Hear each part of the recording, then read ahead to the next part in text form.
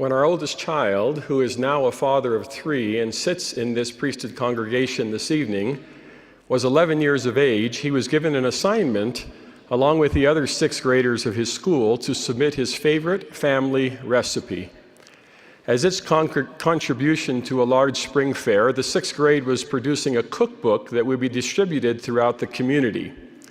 When the teacher announced the project and a deadline of a week from Friday, our son Brett immediately concluded there was plenty of time to later get the job done and dismissed it from his mind.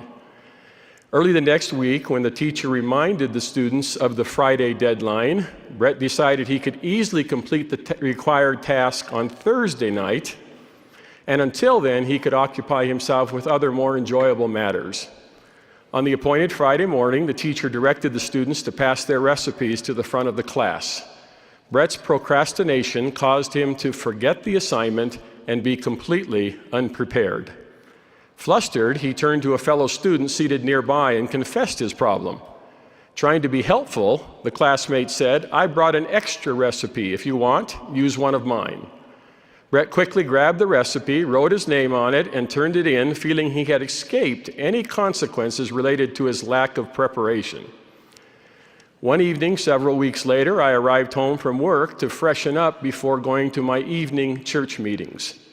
A few days prior, I had been called as a stake president after serving several years as a bishop. We were somewhat known in our community as members of the church who tried to live the tenets of our religion. "There's something you need to see," my wife Diane said as I walked through the door. She handed me a bound book with a page marked.